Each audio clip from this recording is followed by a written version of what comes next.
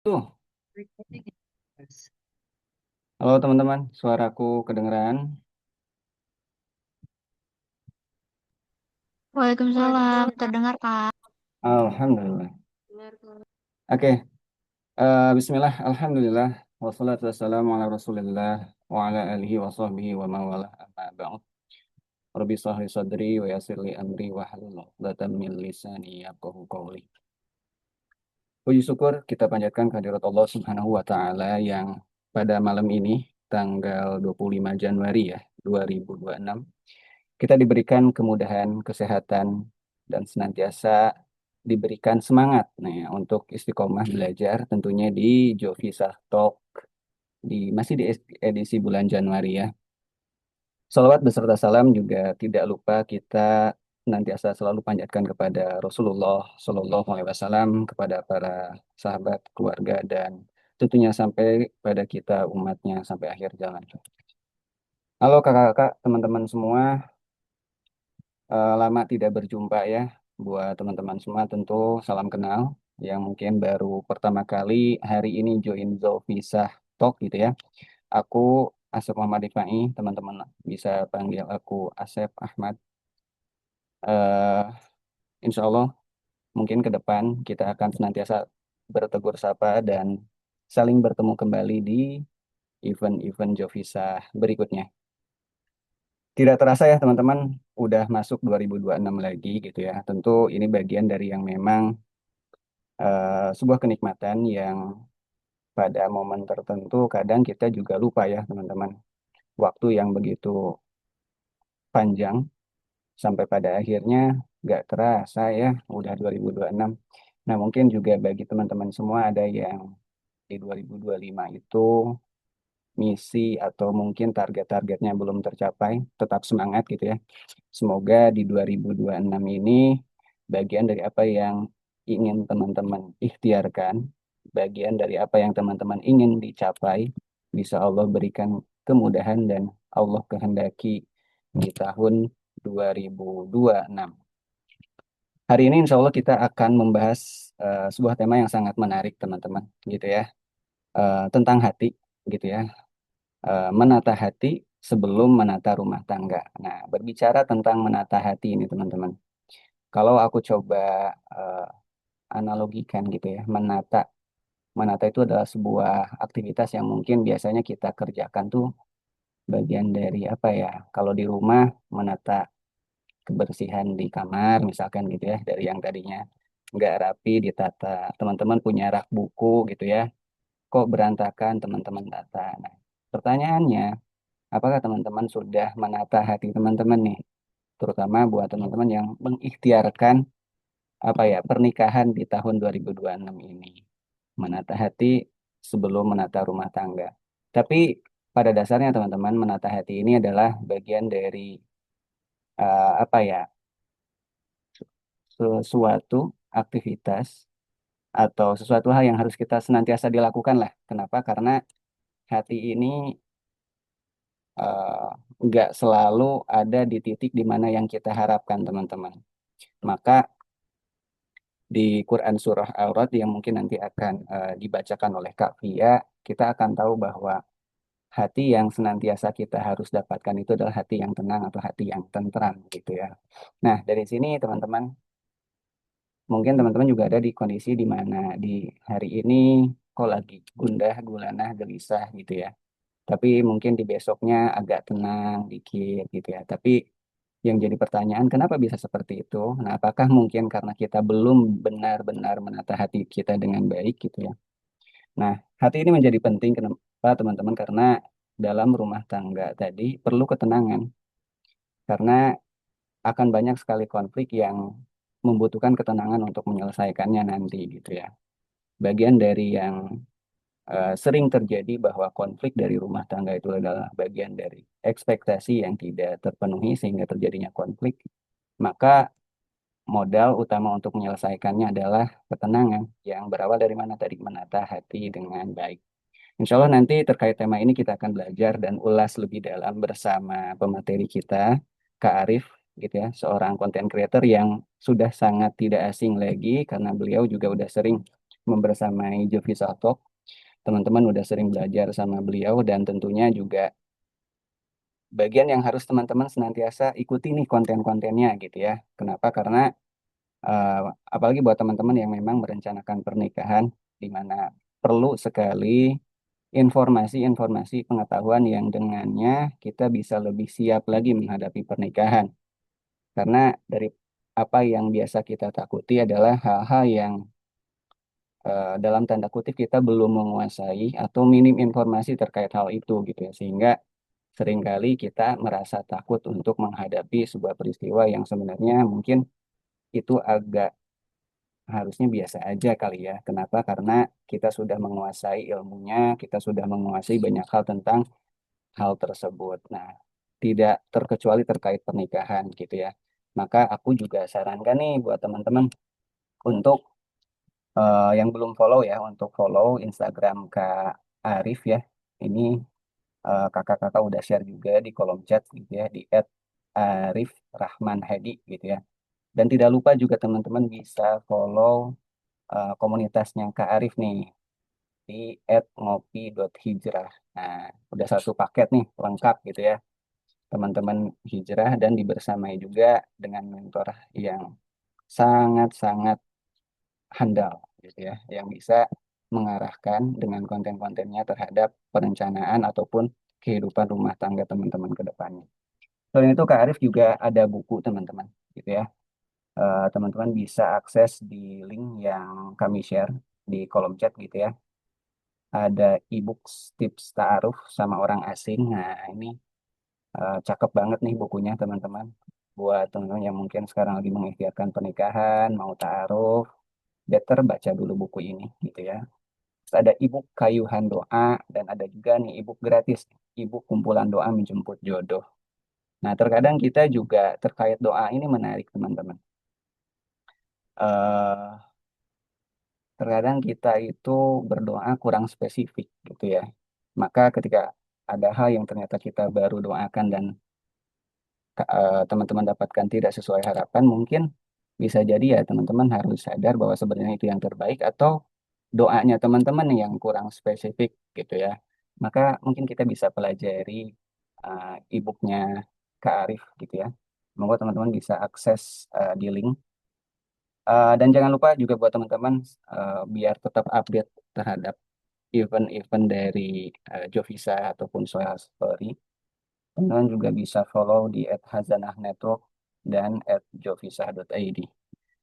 Dan tidak sampai di situ teman-teman. Paling tidak apa yang teman-teman pelajari harusnya tidak sampai di teman-teman saja, tapi paling tidak teman-teman bisa mengajak teman-teman di komunitas atau keluarga mungkin gitu ya untuk bisa hadir juga di event Jovisa dan bergabung juga nih di komunitas kita gitu ya. Supaya ya apa yang kita pelajari senantiasa juga bermanfaat untuk orang di sekitar kita gitu ya. Oke, sebelum kita masuk ke materi Kak Arif, mungkin aku bisa perkenalkan dan perkenankan Kak Via untuk menyampaikan dan membacakan Quran Surah Ar-Ra'd ayat 27 sampai 29. Silakan Kak Via.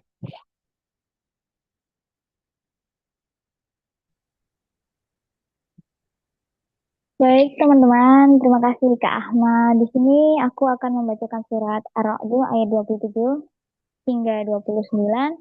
Bagi teman-teman yang ingin ikut membaca, silahkan dibaca.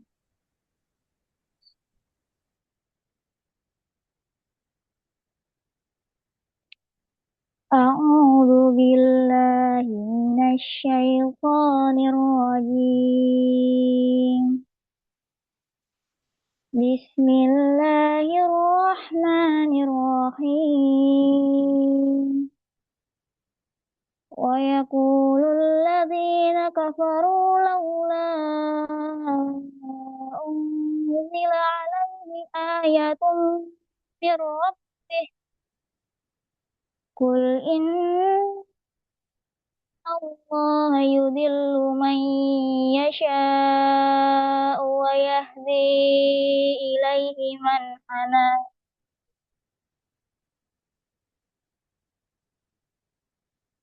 الذين آمنوا وتطمئن قلوبهم بذكر الله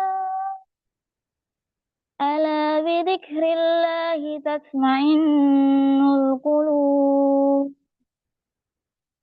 ألا بذكر الله تطمئن القلوب ألا بذكر الله تطمئن الذين آمنوا وعملوا الصالحات طوبى لهم وحسن مآب.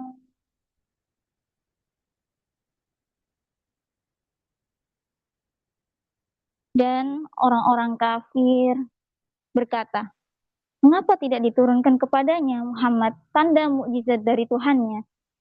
Katakanlah wahai Muhammad, sesungguhnya Allah menyesatkan siapa yang Dia kehendaki dan memberi petunjuk orang yang bertobat kepadanya, yaitu orang-orang yang beriman dan hati mereka menjadi tentram dengan mengingat Allah. Ingatlah, hanya dengan mengingat Allah hati menjadi tentram.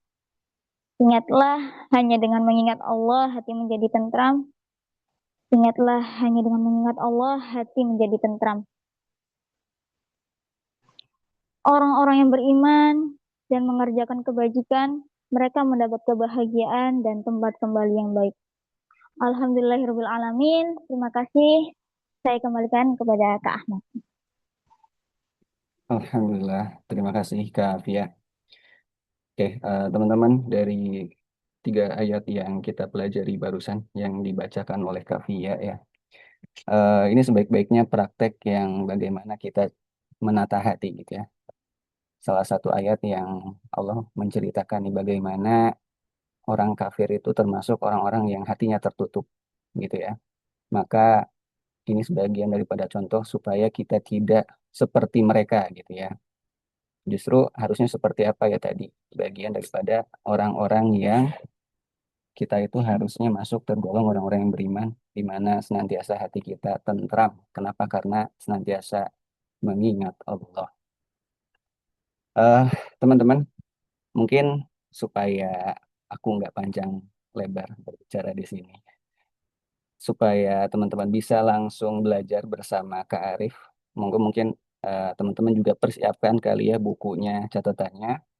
Karena sekali lagi aku ingin mengingatkan dan mengajak teman-teman semua supaya apa yang kita pelajari itu tidak senantiasa berhenti pada catatan kita, pada ingatan, pada pengetahuan kita saja, tapi paling tidak apa yang kita pelajari bisa bermanfaat. Tentunya dengan teman-teman nanti buat summary, teman-teman buat apa ya konten mungkin gitu ya, atau eh, story sederhana di Instagram atau di media sosial teman-teman itu sangat bermanfaat yang tentunya siapa tahu ada yang dari story teman-teman itu ada yang hijrah atau memperbaiki diri, ya sebaik-baiknya nanti akan Allah balas dengan pahala jariah untuk teman-teman tentunya. Oke, di sini aku cek Kak Arif udah hadir ya. Assalamualaikum Kak Arif. Waalaikumsalam Kak Asep ya. Alhamdulillah ketemu lagi Kak Arif. Semoga Alhamdulillah Kak Arif kita dan bisa jumpa keluarga lagi. kita sehat dan paling tidak tetap semangat nih Kak Arif gitu ya. Masya Allah. Aku kayaknya udah sampai lupa Kak Arif. Kayaknya udah puluhan kali kayaknya ya ngisi episode kita. Saking seringnya ya. Nah, saking seringnya tapi ya itu perlu keistiqomahan gitu ya Kak Iya, Arif. Dan aku penasaran juga sih Kak, satu pertanyaan mungkin sebelum di boleh, boleh. bagaimana cara Kakak tetap apa ya ikhlas untuk berbagi khususnya Mm-mm. dengan ya Sobat Yuvisa ini gitu kali Kak. Oke. Eh, Sebenarnya apa yang saya sampaikan ya, saya share di konten-konten di media sosial itu juga ilmu yang saya butuhkan gitu. Jadi berangkatnya dari Hmm. keresahan sendiri. Jadi bahkan jauh sebelum saya menikah, saya udah ngonten, udah nyari-nyari apa ya, udah belajar dari podcast, dari buku, ke guru-guru. Dan saya rasa nggak cuma saya doang nih yang butuh ilmunya gitu. Jadi hmm, kenapa saya bisa terus konten atau membagikan share ilmu-ilmunya? Karena memang pertama saya butuh, Kedua, saya yakin banyak orang lain di luar sana yang butuh juga gitu. Jadi eh, kenapa nggak kita berbagi aja gitu barang-barang, sharing barang-barang gitu. Mungkin dari teman-teman butuh atau ada yang punya sudut pandang lain, jadi kita bisa saling cerita kayak gitu. Jadi makin kaya referensinya. Masya Allah. Cakep, Kak. Nah, ternyata dari apa yang ingin kita maksimalkan daripada pembelajaran ini, teman-teman, Kak Arif udah praktekin nih.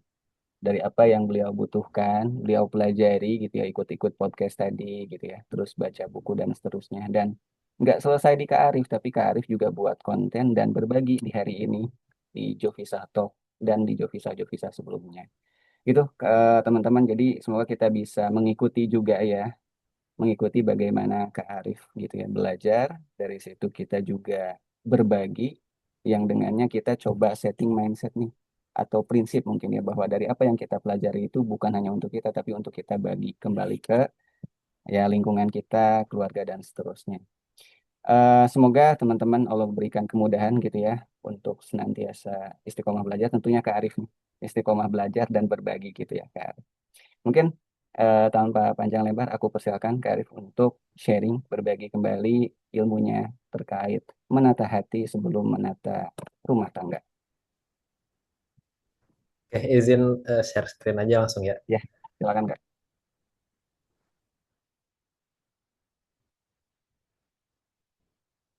Sudah terlihat? Sudah Kak, Alhamdulillah. Tafadol Kak. Auzubillahiminasyaitonirrajim. Bismillahirrahmanirrahim. Assalamualaikum warahmatullahi wabarakatuh. Assalamualaikum warahmatullahi wabarakatuh. Alhamdulillahilladzi nahmaduhu wa nasta'inuhu wa nastahdihi wa nastaghfiruh. Na'udzubillahi min syururi anfusina wa min sayyiati a'malina. May yahdihillahu fala mudhillalah wa may yudhlilhu fala hadiyalah. Asyhadu an la ilaha illallah wa asyhadu anna Muhammadar Rasulullah. La nabiyya ba'da amma ba'd. Alhamdulillah teman-teman, terima kasih sekali malam ini kita bisa berjumpa lagi.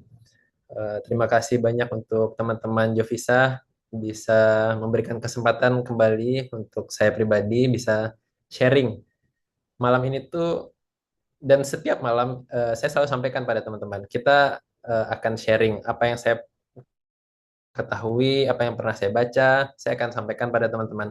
Dan mungkin kalau teman-teman juga punya insight baru atau satu hal yang penting, boleh disampaikan nanti. Nggak harus pertanyaan aja gitu ya. Gitu ya Kak Rifai ya.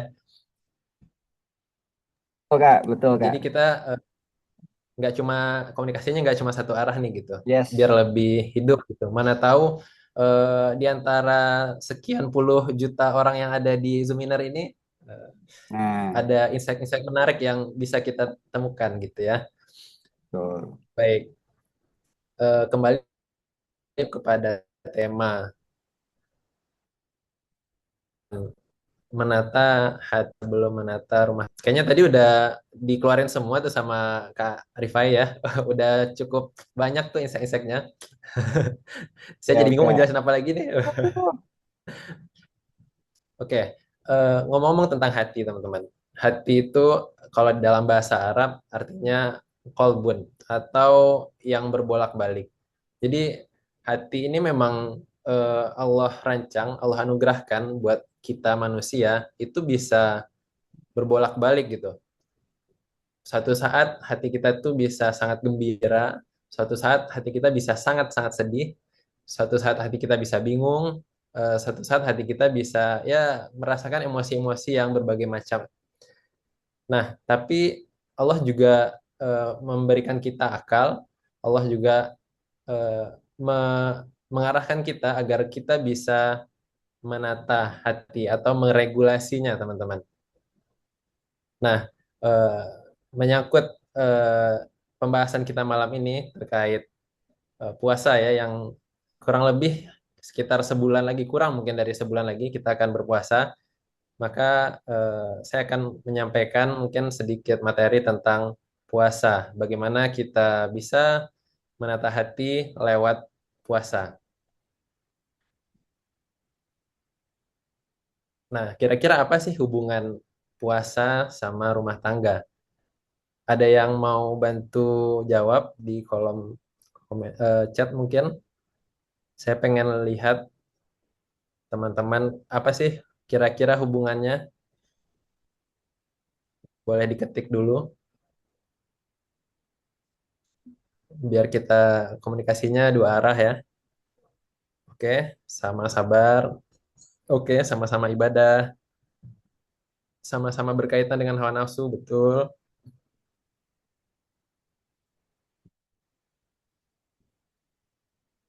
Ada lagi?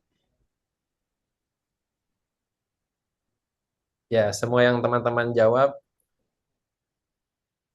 ya kalau belum sanggup nikah, puasa dulu buat menjaga. Benar banget. Sama-sama ujian, ya, betul.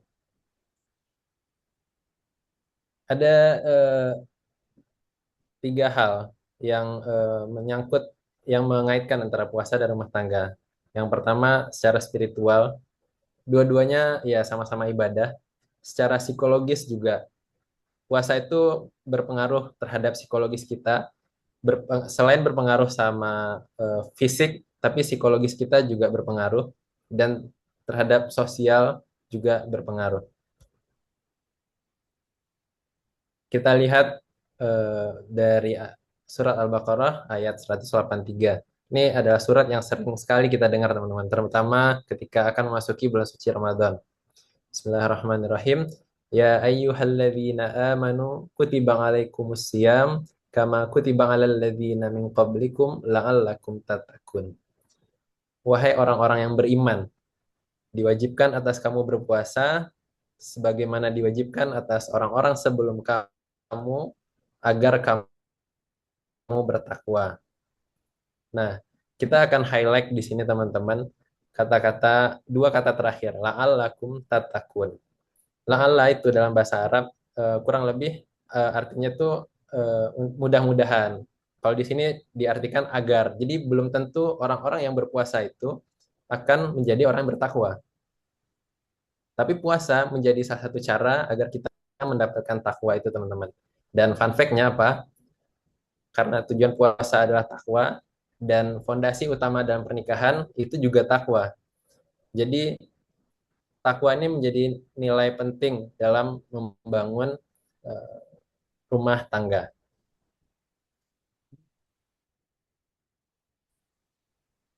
Nah, lalu apa sih yang bisa kita dapatkan dari puasa untuk eh, membina sebuah rumah tangga?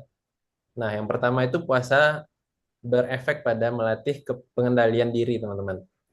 Kenapa butuh pengendalian diri? Karena dalam rumah tangga itu ada konflik, ada emosi yang harus diregulasi. Ada waktunya kita kelelahan, ada waktunya kita nggak sejalan nih sama pasangan kita. Makanya kita butuh untuk mengendalikan diri. Contohnya menahan amarah. Akan ada masa di mana kita harus, lalu ada saatnya kita harus mengelola emosi. Emosi ini banyak, emosinya kita bingung itu emosi. Jadi kita harus sadar nih, kita nih sekarang lagi dalam kondisi emosi apa sih gitu. Kita lagi sedih kah, lagi marah kah, lagi bahagia kah? Dan emosi-emosi ini harus direspon dengan tepat. Ketika kita salah meresponnya, maka itulah yang akan muncul jadi konflik. Contoh simple, kalau misalkan teman-teman mungkin sering dengar konflik di rumah tangga itu kayak naruh handuk sembarangan gitu ya di kasur gitu. Nah itu kan konflik-konflik kecil, tapi ketika kita bisa mengelola emosi itu nggak bakal jadi konflik. Oh kita sadar ternyata pasangan kita lupa misalnya. Nah diingatkan dan jadi efeknya ke kita adalah kita lebih terkontrol seperti itu teman-teman. Dan yang ketiga tidak reaktif. Ada dua perbedaan antara reaktif dan responsif.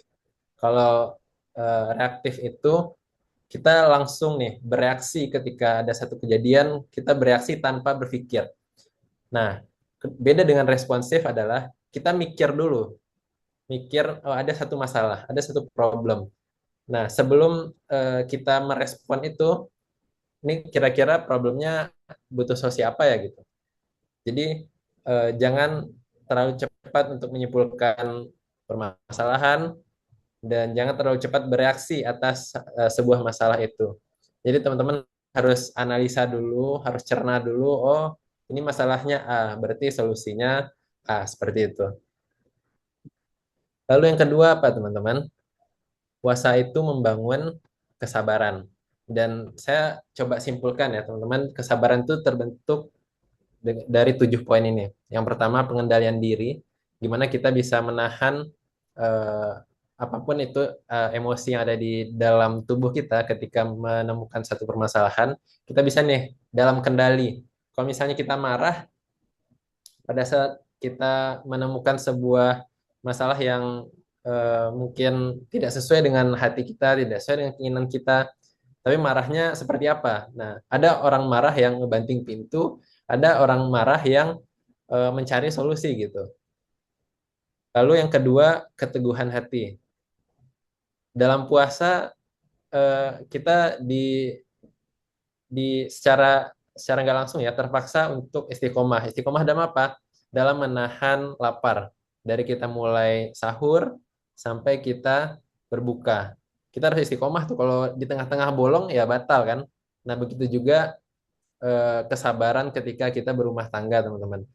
Hati kita harus dikuatkan, harus apa namanya? Kita harus punya meregulasi hati kita dalam menghadapi satu permasalahan. Lalu yang ketiga, penerimaan. Gimana sih kita bisa sabar? Yang pertama juga ini kita harus bisa nerima dulu nih apa yang terjadi. Oh, mungkin memang Allah menakdirkan ini untuk sebagai pelajaran untuk kita. Maka acceptance dulu, diterima dulu. Oh, kejadiannya seperti ini dan sudah terjadi seperti itu. Lalu yang keempat, harapan dan optimisme.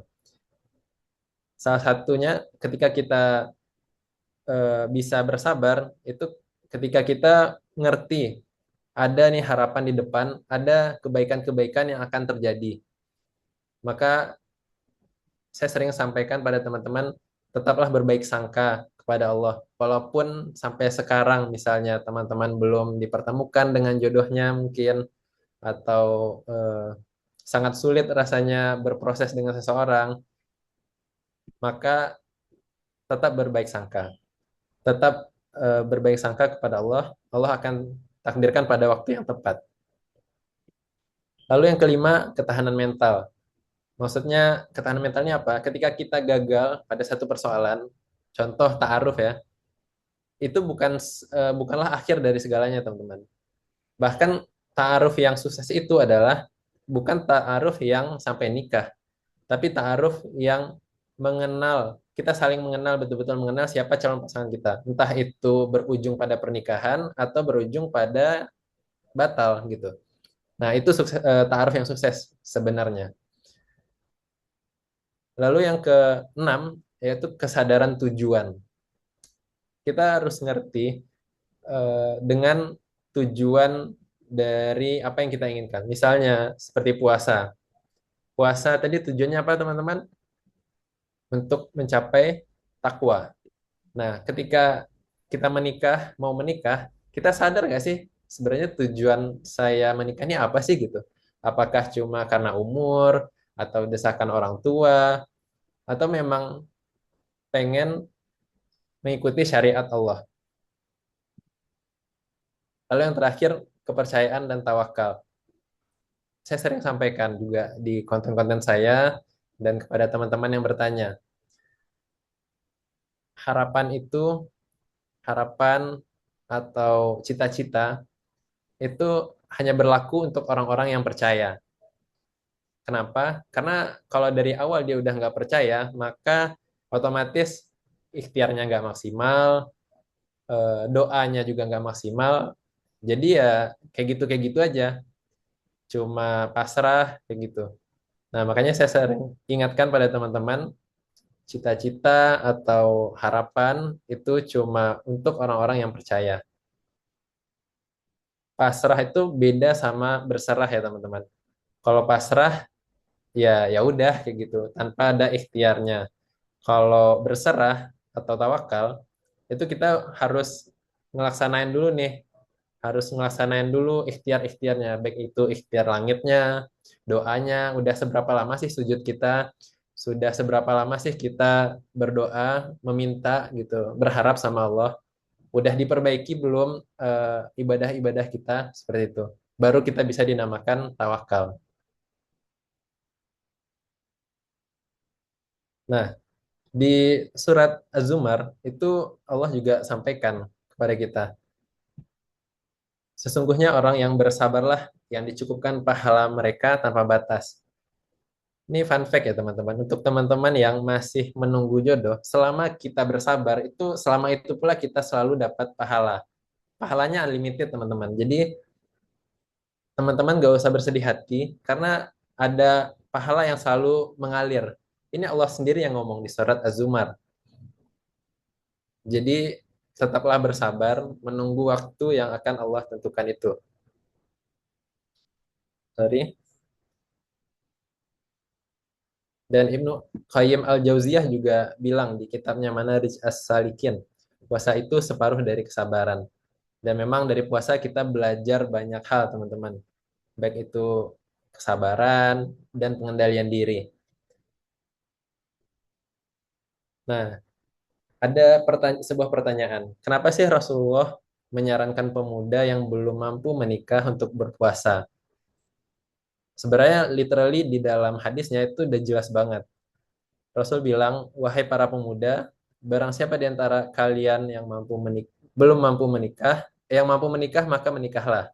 Karena itu lebih menundukkan pandangan, menjaga kemaluan. Dan barang siapa yang belum mampu, maka hendaklah dia berpuasa. Karena puasa itu sebagai penyekang syahwat. Nah, Rasulullah udah tahu banget nih manusia itu seperti apa.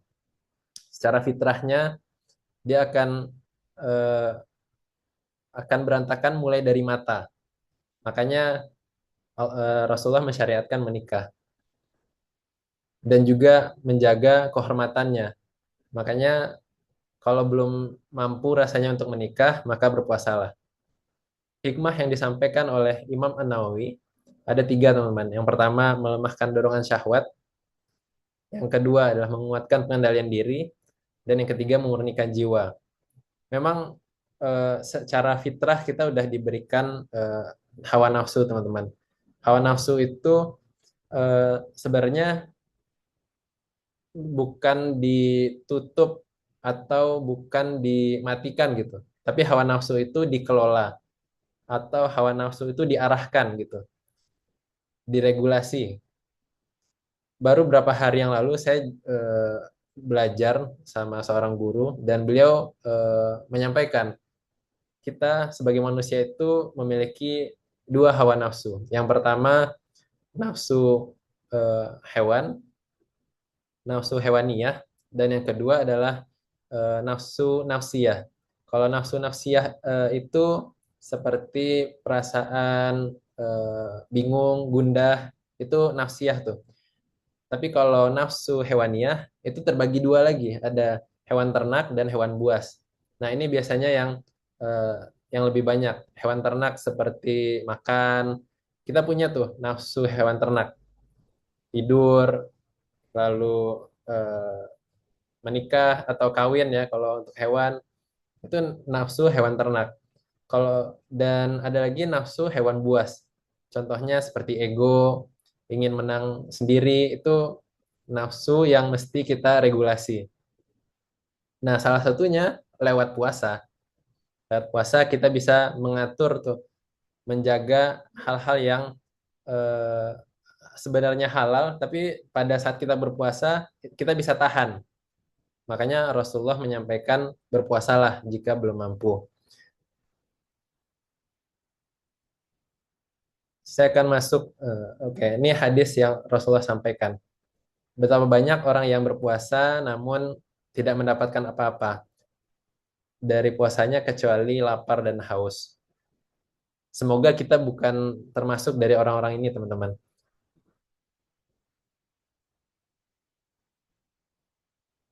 Gimana sih caranya ngubah mindset ya, supaya puasa kita tuh nggak cuma kewajiban nggak cuma ibadah tradisi aja, ibadah yang ada setiap tahun, tapi kita nggak tahu nih esensinya apa.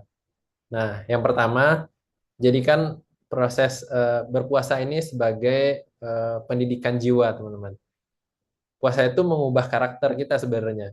Kalau kita tahu maknanya, kalau kita tahu tujuan puasa itu apa, kita akan mengerti bahwa sebenarnya puasa itu pembentukan karakter. Dan apa sih yang perlu kita bangun dalam puasa? Pertama, latihan disiplin. Disiplin waktu tuh terasa banget kan. Allah kasih waktu sahur sampai jam sekian. Lalu nanti berbuka ada di jam sekian. Nah, itu harus eh, kita taati tuh kedisiplinan waktu. Sebenarnya kita belajar di sana. Cuman kadang karena kita taunya cuma oh kita sahur jam sekian, berbuka jam sekian, tapi maksudnya kita nggak ngerti. Padahal di sana ada pelajaran penting yaitu kedisiplinan.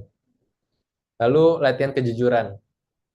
Saat puasa kita kan nggak boleh ya tiba-tiba haus nih terus ngumpet-ngumpet minum air.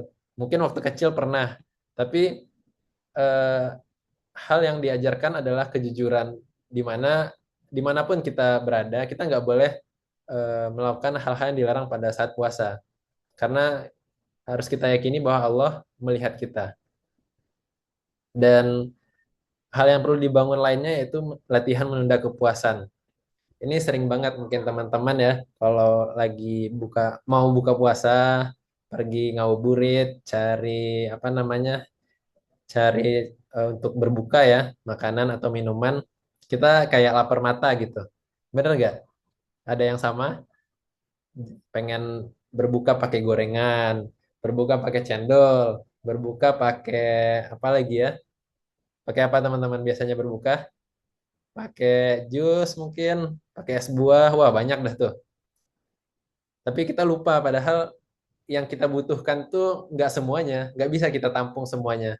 Cuma sekedar memuaskan rasa sesaat aja gitu.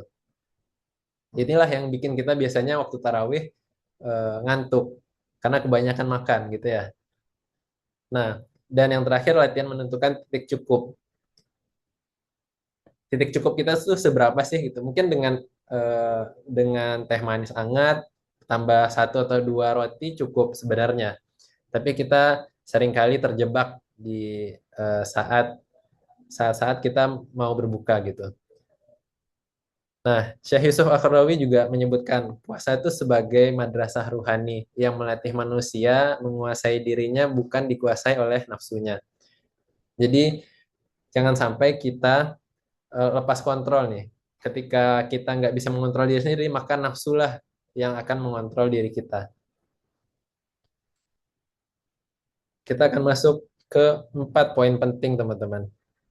Ini 4 poin penting yang bisa jadi pelajaran untuk berumah tangga. Yang pertama, menunda kepuasan. Ini juga ada sebenarnya di pembahasan secara psikologi ya. Namanya kalau nggak salah delay of gratification. Jadi menunda kepuasan sesaat untuk manfaat atau kebaikan yang lebih baik di. Nah, karena puasa puasa mengajarkan kita itu teman-teman. Nggak semua keinginan harus kita penuhi saat itu juga gitu. Dan harus ada kompromi. Begitupun ketika kita menikah. Istri kita mungkin atau pasangan kita menginginkan sesuatu, belum tentu pada saat itu harus langsung dituruti. Kita harus lihat kondisinya dulu. Kita harus bersabar akan akan hal-hal yang kita inginkan gitu. Gak semua yang halal boleh kita langsung nikmati. Begitu juga kan waktu kita puasa. Lalu poin kedua itu tanggung jawab meski nggak diawasi. Ya, seperti puasa kita diamanahkan untuk tidak makan dan tidak minum sampai waktunya berbuka. Begitupun saat kita menikah, kita sudah menjadi suami, ketika kita sudah mengemban peran sebagai istri, kita nggak selamanya bersama, teman-teman. Ada masanya kita keluar jauh dari pasangan. Nah, bisa nggak kita tetap amanah menjadi seorang suami? Bisa teman sama pernikahan ini gitu. Jadi ini adalah fondasi utama yaitu kepercayaan antara suami dan istri.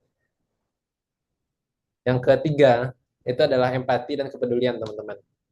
Menurut hadis Nabi nih ya, bunyinya kira-kira seperti ini. Tidak beriman seseorang yang kenyang sementara tetangganya lapar. Ya, menikah pun juga seperti itu. Kita menikah mestinya dilandasi atas empati dan kepedulian. Gimana mungkin ketika istri kita atau mungkin keluarga istri kita membutuhkan bantuan, masa kita nggak bantu gitu? Kan kita sudah menyatu, sudah menjadi sebuah keluarga. Rumah tangga yang sehat itu dibangun atas empati ya teman-teman, bukan ego pribadi. Jadi ketika sudah hidup berdua nggak ada lagi tuh. Saya kan orangnya kayak gini gitu. Saya maunya kayak gini, nggak ada lagi. Dan yang keempat itu kepemimpinan diri teman-teman. Di ketika sudah berumah tangga, terutama laki-laki, kita mesti bisa mengarahkan, memimpin. Nah, dalam puasa pun juga kita adalah pemimpin untuk diri kita sendiri. Seperti kata Imam Al-Ghazali dalam kitab Ihya Ulumuddin, teman-teman. Beliau berkata, barang siapa yang mampu mengendalikan perut dan syahwatnya, dia akan mampu mengendalikan seluruh anggota tubuhnya. Dan ya, orang yang mampu mengendalikan dirinya, tandanya dia udah layak untuk berumah tangga. Kira-kira teman-teman masih sudah bisakah mengendalikan pikirannya, mengendalikan keinginannya, atau masih suka terjebak sama FOMO, atau masih terjebak sama rasa-rasa penasaran? Nah, teman-teman jawab sendiri dalam hati ya. Nah, poin pentingnya adalah self-regulation, teman-teman. Jadi puasa itu tuh nggak cuma ibadah tahunan aja. Dalam puasa itu kita dilatih untuk mengatur diri kita sendiri, mengatur apa yang harus kita lakukan, apa yang tidak kita lakukan. Dan itu membentuk menjadi sebuah karakter. Kalau kita gagal dalam menundukkan hawa nafsu saat sendiri, gimana kita akan menundukkan hawa nafsu saat berdua, itu akan lebih berbahaya. Nah, ada skill penting teman-teman yang mesti kita pelajari, yaitu mujahadah. Mujahadah ini eh, kurang lebih kalau saya artikan adalah bagaimana kita bisa bersungguh-sungguh. Kalau melihat dari pengertian yang diberikan Imam Al-Ghazali, mujahadah itu mengeluarkan seluruh kemampuan untuk melawan hawa nafsu dan tetap berada di jalan Allah. Jadi coba saya contohkan, ada satu momen mungkin di mana kita lagi asik kerja atau lagi asik main atau sedang melakukan aktivitas lah, lagi asik nih dan tinggal sedikit lagi mungkin. Tiba-tiba azan berkumandang. Nah, di saat itu juga kita punya dua pilihan teman-teman. Kita akan langsung sholat atau kita memilih untuk lanjut ngerjain hal-hal yang kita anggap penting tadi. Nah, disinilah skill yang saya maksud tadi, yaitu mujahadah. Bisa nggak kita ninggalin kerjaan kita dulu dan mengutamakan sholat gitu. Dan lucunya, kita sering terjebak kan, ah eh, nanti dulu deh, nanggung dikit lagi gitu, sholat bisa ntar. Nah, ini yang perlu kita latih, ini yang perlu kita ulang terus-menerus dan kita paksakan teman-teman. Kalau nggak kita paksakan, biasanya kita akan terbawa oleh kerjaan atau terbawa oleh kegiatan yang sedang kita kerjakan. Dan lucunya ya, kalau kita pikir-pikir, setan tuh ternyata nggak serta-merta dia nyuruh kita untuk berbuat dosa, tapi juga dia membuat kita menunda, teman-teman. Nah, ini yang mesti kita ingat-ingat. Kita nggak dibikin ninggalin sholat, nggak, tapi ditunda aja. Ah, ntar lagi lah, 5 menit lagi. Ah, ntar lagi lah, 10 menit lagi gitu. Sama kayak ketika kita misalnya terjaga di tengah malam, ada dua pilihan. Kita menarik kembali selimut kita atau kita pergi untuk sholat tahajud. Nah, inilah yang harus selalu kita latih, teman-teman. Kalau mujahadah adalah skill, takwa adalah kunci. Kunci apa? Kita lihat pada surat At-Talaq ayat 2 sampai ayat 3. Dan orang-orang yang bertakwa, Allah akan berikan jalan keluar dan rezeki dari arah yang gak disangka-sangka. Nah, ini semuanya siklusnya akan sangat berhubungan. Takwa tadi merupakan fondasi utama dalam pernikahan, dan ketika kita berpuasa, itu menjadi jalan kita untuk mendapatkan takwa. Jadi nyambung ya semua teman-teman. Kenapa Rasulullah menyampaikan kalau belum sanggup menikah maka berpuasalah? Karena itu tadi, kita butuh yang namanya takwa. Kita butuh selesai dulu nih diri kita, selesai dulu sama kewajiban-kewajiban kita sebagai hamba, mendapatkan takwa dan menjadi modal utama dalam membangun rumah tangga. Mungkin sekian aja teman-teman ya, nggak lama kan ya. Kita akan masuk sesi selanjutnya aja. Kalau ada yang ingin bertanya atau ingin sharing, saya sangat sangat terbuka. Terima kasih. Barakallahu fikum. Assalamualaikum warahmatullahi wabarakatuh. Waalaikumsalam warahmatullahi wabarakatuh. Masya Allah. Terima kasih Kak Arif terkait puasa, rumah tangga, dan menata hati. Nah, ini pembahasan yang cukup sebenarnya kalau dibahas lebih dalam bisa menjadi beberapa topik ya Kak Arif. Tapi diringkas menjadi satu sesi spesial buat teman-teman Sobat Jovisa gitu ya. Monggo, nah pas banget nih. Udah ada yang langsung raise hand Kak Arif. Kita langsung aja ke Kak Iqbal Faisal Aji. Tafadol Kak untuk open cam dan open mic-nya. Assalamualaikum warahmatullahi wabarakatuh. Waalaikumsalam warahmatullahi wabarakatuh. Terima kasih buat Kak Asep dan seluruhnya. Siap. Terima kasih juga untuk kesempatannya. Assalamualaikum warahmatullahi wabarakatuh. Kak Arif, Kak, dalam Islam itu boleh nggak sih ta'aruf tapi ngomong langsung sama orangnya gitu Kak? Itu saja pertanyaan dari aku. Cukup sekian. Terima kasih. Wassalamualaikum warahmatullahi wabarakatuh. Salam. Salam. Mau langsung dijawab Kak Arif atau Boleh, disimpan dulu? boleh jawab aja langsung. Langsung nggak? Ya, baik Kak Iqbal, terima kasih atas pertanyaannya. Eh, Sependek pemahaman saya, untuk mengajak taruh langsung itu nggak ada masalah ya teman-teman, untuk kita sampaikan langsung dengan cara yang baik ya, dengan cara yang baik di waktu yang baik juga gitu.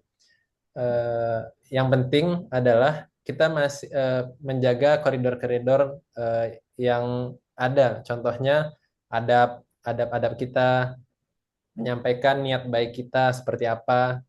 Dan zaman sekarang juga nggak selalu harus ketemu langsung. Kita boleh kok apa namanya langsung menyatakan, misalkan di chat ada nomor WhatsApp-nya mungkin, atau lewat via DM itu boleh. Nah, tapi selanjutnya saya menyarankan agar tidak terlalu lama ada di dalam chat yang berduaan aja gitu.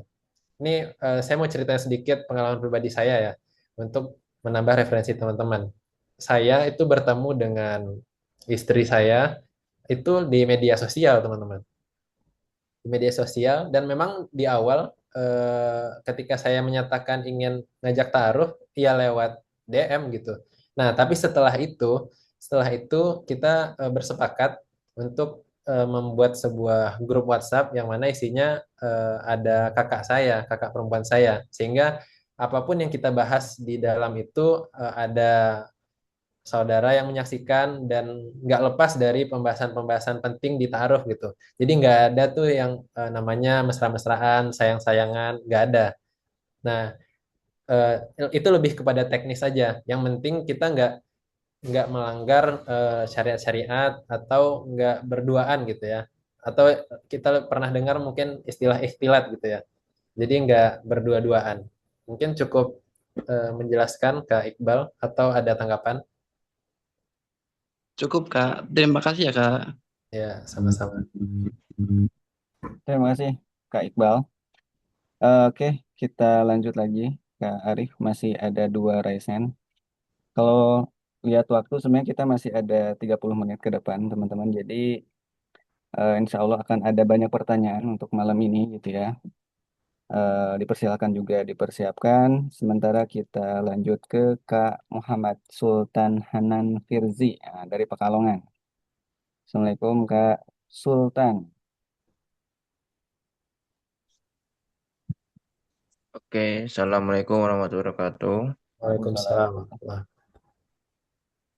Eh, Kak izin bertanya untuk eh, sesi ini adalah bagaimana tanggapan kakak mengenai seorang hafiz Quran ya, tetapi dia masih berpacaran gitu. Kan pacaran itu haram ya. Tapi Hmm. ketika dia tahu dalilnya wala taqrabu zina dan jangan kamu mendekati zina malah pacaran gitu Kak. Itu bagaimana Kak?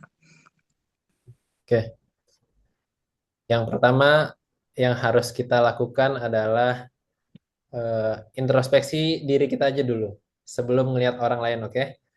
Eh, Kalau tanggapan untuk fenomena seperti ini, fenomenanya banyak banget. Eh, nggak satu dua. Teman-teman juga mungkin menyaksikan baik itu orang terdekat atau yang ada di media sosial gitu ya. Nah, untuk masalah hafiz Quran itu satu hal. Dan untuk berpacaran itu jelas hukumnya haram dan zina ya teman-teman. Itu adalah sebuah tanda kalau dia belum mengamalkan Al-Qur'annya gitu. Hafalan. Sama kayak kita mungkin hafal undang-undang atau pembukaan Pancasila atau apalah itu, tapi kita belum mengamalkannya. Jadi itu adalah dua hal yang berbeda. Untuk hal dia menghafal Al-Quran itu mungkin kita bisa apresiasi, tapi ketika dia tidak mengamalkan, nah itu juga nggak bisa ditoleransi teman-teman. Kalau misalnya itu adalah seorang teman yang dekat dengan kita, mungkin kita bisa bantu tegur, ingatkan seperti itu. Atau ya diajak ngobrol lah, diajak ngobrol. Ketika memang dia sudah kekeh mungkin dengan pendapatnya atau dia tidak menerima, itu kita akan lepas dari tanggung jawab kita mengingatkan. Tapi misalnya kita nggak kenal dia siapa, ya nggak harus repot juga gitu, nggak harus dipusingin gitu teman-teman. Banyak hal-hal yang lain yang perlu kita pusingkan, terutama diri kita sendiri ya. Udah benar belum ibadah kita gitu. Kita udah hafal 30 juz belum gitu ya. Atau jangankan 30 juz, satu dua ayat udah kita amalin belum yang kita hafal gitu ya. Kayak gitu mungkin Kak Sultan ya. Oke Kak, terima kasih Kak. Masya Allah. Menarik nih pertanyaan kedua ya Kak Arif bahwa eh, tadi seperti yang disampaikan Kak Arif, Hafiz dan pacaran ini dua hal yang berbeda gitu ya. Karena pertama konteksnya bahwa manusia itu tidak luput dari kesalahan ya. Maka introspeksi itu bagian dari ya keharusan senantiasa bahwa dengan introspeksi itu kita jadi tahu tuh sebenarnya salah kita di mana gitu ya Kak Arif. Dan bukan berarti bahwa Hafiz itu sebenarnya orang yang maksum gitu ya. Seperti halnya Rasulullah yang maksum tanpa Ya. dijauhkan dari segala bentuk dosa gitu ya. Maka ketika ada Hafiz, Hmm. eh, ya ini entah itu berpacaran atau apapun berbohong, artinya kan namanya itu kemungkaran gitu ya. Artinya tidak luput dari kemungkaran sekalipun orang itu Hafiz. Nah itu teman-teman sebenarnya kalau dari konteks hal ini, aku sangat menyarankan untuk teman-teman itu mempelajari bagaimana banyak hal ya tentang informasi terkait pernikahan itu sendiri. Karena informasi itu yang bisa mengkoreksi darinya kita itu mengambil keputusan yang tepat atau salah gitu ya. Mungkin husnuzonnya kita nih, si kakak yang Hafiz tadi belum tahu gitu ya kalau pacaran itu haram. Maka beliau tetap menghafalkan Al-Quran, tapi padanya ternyata karena beliau belum paham tentang bagaimana itu hukum pacaran, maka dia melakukan pacaran. Nah, itu sesuatu hal yang mungkin tadi fungsinya kita saling belajar dan saling mengingatkan ya teman-teman. Nah, darinya kita bisa tahu tuh mana yang benar, mana yang salah, sehingga keputusan yang kita lakukan itu tidak didrive berdasarkan nafsu saja. Oke, kita lanjut ke materi. Kok materi lagi? Pertanyaan ketiga, Kak Aurora. Kak Aurora. Iya, Oke. Assalamualaikum Waalaikumsalam. kakak semuanya. Silakan Kak. Ya, apakah Waalaikumsalam suara saya warahmatullahi. terdengar jelas, Kak? Ya, jelas jelas Kak. Alhamdulillah. Sudah. Sebelumnya saya ingin mengucapkan terima kasih dulu ke Kak Arif yang sudah memberikan materi yang Masya Allah sangat-sangat mungkin ada di antara kami yang sangat membutuhkan materi ini untuk sebagai penguatan dalam menjadi orang yang lebih baik lagi. Saya izin bertanya Kak, dari tema ya, secara garis besarnya, saya ingin bertanya tentang bagaimana cara kita sebelum menuju pernikahan itu, kita kan dilarang atau istilahnya kita memiliki adab interaksi yang terbatas dengan lawan jenis. Dan kita juga nggak bisa sembarangan Ya. untuk berinteraksi gitu kan Kak. Tapi ketika Betul. misalkan orang perempuan atau muslimah sedang jatuh cinta, apa yang harus Mm-mm. dilakukan untuk tidak menjatuhkan harga diri dia sebagai seorang muslimah itu sendiri? Apa yang diharuskan sebagai menjaga dirinya supaya tidak terjerumus pada kemaksiatan gitu Kak. Terima kasih. Baik. Iya, terima kasih Kak Aurora. Silakan, Kak Arif. Yang pertama ya langsung ya. Yang pasti kita harus minta pertolongan Allah. Itu paling penting. Kita minta pertolongan Allah agar kita selalu dijaga dalam lindungannya, dijaga dalam bimbingannya. Memang kalau bicara soal rasa, eh, terutama perempuan, memang agak sulit. Tapi sulit itu bukan mustahil, teman-teman. Apalagi bagi Allah, nggak ada yang mustahil. Allah bisa melakukan apapun, Allah Maha Kuasa. Allah bisa ngejaga kita. Walaupun seluruh dunia pengen melukai kita, Allah bisa jaga. Nah, yang paling pertama minta pertolongan Allah. Nah, lalu ikhtiar apa nih yang bisa kita lakukan? Sebelumnya saya bagi dua dulu nih. Ada kasus orang yang sedang jatuh cinta, perempuan yang sedang jatuh cinta, dia udah siap menikah. Nah, kalau dia udah siap menikah, maka akan lebih baik untuk diseriusin gitu. Udah jatuh cinta, dan mungkin kalau laki-lakinya juga memiliki perasaan yang sama, ya udah disepakati aja untuk menikah. Tapi yang jadi permasalahan ketika mungkin eh, perasaan jatuh cinta itu muncul, tapi belum ada kesiapan menikah. Nah, ini yang jadi PR. Kalau boleh tahu, Kak Aurora sedang ada di posisi yang mana? Yang kedua sepertinya Kak. Oke, ngerasa belum sampai ya, belum siap. Nah, apa yang bisa dilakukan? Yang bisa dilakukan adalah mempersiapkan, simple, mempersiapkan diri atau memantaskan diri. Gimana caranya memantaskan diri? Ya, lakukanlah ikhtiar-ikhtiar yang salah satunya kayak malam hari ini. Kita belajar, kita sharing tentang ilmu-ilmu pernikahan. Itu salah satu cara memantaskan diri. Lalu bagaimana agar nggak terjerumus dalam konteks interaksi. Nah, tetapkan batasan. Batasannya apa? Eh, Kalau memang belum siap, nggak usah ngobrol-ngobrolin tentang apa namanya, nggak usah ngobrolin tentang pernikahan, nggak usah ngomongin hal-hal yang nggak penting. Cukup hal-hal yang memang dirasa penting untuk dikomunikasikan seperti itu. Tapi kalau kita ngebuka celah sedikit aja, Nah, itu biasanya akan bergulir jadi keenakan, jadi keasikan, dan jadi lupa lupa batasan-batasan yang harusnya ada. Itu dalam konteks interaksi. Kayak gitu, Kak Aurora. Terima kasih, Ada Kak. yang ingin Ya ditanyakan udah, lagi? cukup, Kak. Terima kasih. Oke, terima kasih Kak Aurora. Semoga kakaknya senantiasa tadi ya sesuai saran Kak Arif minta tolong kepada Allah. Artinya semoga kita semua termasuk Kak Aurora sendiri ya senantiasa selalu dalam perlindungan Allah terhadap hal-hal yang kita definisikan sebagai apa ya tadi eh, kemungkaran gitu ya yang harusnya senantiasa kita jauhi gitu ya. Nah, itu pentingnya juga kita berkomunitas nih teman-teman. Adanya komunitas Joglisah ini ya dengan 1 minggunya kita ini memaksakan diri untuk senantiasa belajar. Bagian daripada kita dipaksakan untuk diingatkan nih entah itu oleh Kak Arif atau narasumber yang lain atau teman-teman yang di komunitas sendiri nih. Misal ada yang mau ditanyakan atau lagi futur, ada yang mengingatkan itu pentingnya tuh. Dari situ kalau misalkan dalam sepak bola tuh ada wasit yang mengingatkan gitu ya.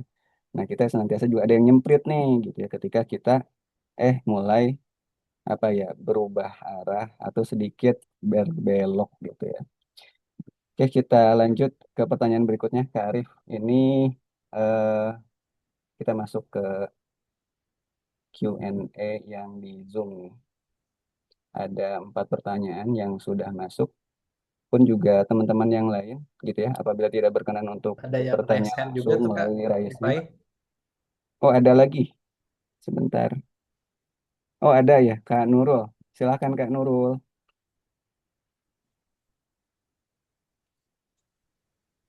Tadi, maaf langsung saja ya. Baik, Kak. Tadi Kak Arif bilang kalau bahwasannya untuk apa namanya eh, kita mampu untuk menikah itu. Nah, yang dimaksud dengan mampu itu seperti apa? Mungkin kan beberapa orang, aku udah mampu belum ya? Aku udah siap belum ya?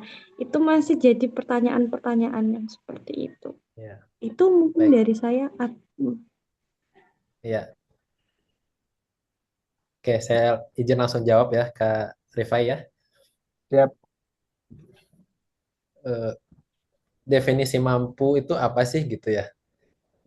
Masih bingung dan seringkali mungkin saya bisa bilang 90% orang yang belum pernah menikah akan menjawab apa ya, belum siap gitu untuk menikah karena memang kita belum pernah sama sekali melewati fase menikah gitu.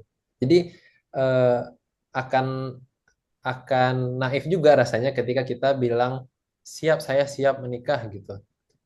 Tapi teman-teman, kalau bagi diri saya pribadi, siap itu adalah pilihan, teman-teman. Kita menyiapkan diri, kita eh, menyiapkan diri kita untuk menikah. Kita memilih untuk siap. Nah, gimana caranya supaya kita bisa memilih untuk siap? Ya itu mempersiapkan. Kita belajar, walaupun di depan ada masalah, ada badai, ada konflik, ada apa namanya, kita mungkin terpapar oleh informasi-informasi perceraian seperti itu membuat kita khawatir apakah nanti rumah tangga kita juga seperti itu atau tidak. Nah, ketakutan-ketakutan seperti ini tuh kadang ketakutannya nggak berdasar, teman-teman. Dan ketakutan yang hadir ketika kita mau menikah itu biasanya karena 2 hal. Pertama adalah kurangnya informasi, yang kedua adalah kelebihan informasi. Kalau kita kurang informasi, kita takut tuh. Kalau misal, contoh, kita masuk hutan. Kita masuk hutan, tapi kita nggak bawa bekal, teman-teman. Takut nggak kita kira-kira? Takut kan? Kita nggak bawa senter, hari malam, nggak ada bekal, nggak ada makanan, maka kita akan takut. Nah, kalau yang kedua, kita kebanyakan informasi. Terlalu banyak ngelihat kasus perceraian di TikTok, kasus KDRT. Nah, itu informasi-informasi itu yang membuat otak kita jadi penuh dengan hal-hal negatif dan bahkan hal-hal negatif itu belum tentu kejadian di rumah tangga kita gitu. Jadi sebenarnya eh, benar yang Rasul sampaikan, Allah itu sebagaimana prasangka hambanya. Benar nggak teman-teman? Jadi kita diarahkan agar berprasangka baik kepada Allah supaya apa? Supaya memang yang kejadian pada kita yang baik-baik aja gitu. Nah, untuk ukuran-ukuran siap dalam apa namanya? Dalam kacamata logis ya, logikanya. Kalau untuk laki-laki dulu nih saya sampaikan. Untuk laki-laki mungkin bisa dilihat dia sudah ngerti agama, dia bisa memimpin baik itu menjadi imam mungkin, dia sudah bisa baca Quran mungkin, karena dia akan mengarahkan nanti istrinya. Dan dia juga harus punya kemampuan finansial, karena memang kewajibannya adalah menafkahi. Nah, kita lihat dari dasar-dasar dulu nih. Laki-laki dasarnya adalah menafkahi, maka dia harus punya kemampuan finansial. Kalau perempuan wajib nggak? Nggak wajib. Perempuan nggak wajib. Apa sih yang wajib bagi perempuan kalau untuk menikah? Kira-kira apa? Menurut Kak Nurul mungkin? Ilmu mungkin, paham akan Ilmu. dari dasar-dasar memahami anak-anak atau cara Iya, mendidik anak. iya betul. Karena apa? Ibu akan jadi madrasah yang pertama. Nah, itu adalah menjadi satu poin kesiapan yang bisa kita letakkan jadi standar gitu ya. Kira-kira sebagai ibu, kalau kita akan menikah, kita akan jadi ibu. Dan kita juga akan menjadi istri. Nah, dua peran ini kita udah siapin belum kira-kira gitu. Kalau misalkan ada konflik, kita udah siap belum beradu argumen mungkin dengan calon pasangan kita seperti itu. Nah, kalau untuk mau tahu simpelnya, teman-teman sebenarnya bisa tinggal tanya sama orang tua. Orang tua kita yang paling tahu kita kan, yang ngelahirin kita, yang ngebesarin kita. Kalau kita masih bingung nih, tanya aja sama orang tua. Kira-kira saya udah pantas belum ya untuk berumah tangga gitu. Tanya sama orang tua. Karena orang tua yang paling tahu kita dan minta ridhonya juga gitu. Kalau misalkan masih malu tanya sama orang tua atau belum mau ngobrol tentang itu, kita bisa lihat apa yang orang tua kita kerjakan, kita udah bisa belum mulai kerjakan. Gampang banget kok kalau perempuan bisa, apakah kita udah bisa ngurus diri kita sendiri, cuci baju sendiri, masak mungkin, walaupun masak bukan kewajiban ya untuk seorang istri, tapi itu adalah nilai-nilai yang apa ya, bentuk kesiapan kita untuk menyambut atau masuk ke fase pernikahan seperti itu. Seperti itu mungkin Kak Nurul. Oke, terima kasih, Kak. Ya, sama-sama. Oke, terima kasih Kak Nurul. Eh, udah 4 pertanyaan. Kak Arif, ini aman masih kita bisa lanjutkan? Boleh, boleh. Oke, siap. Berhubung ya belum ada yang raise hand lagi ya.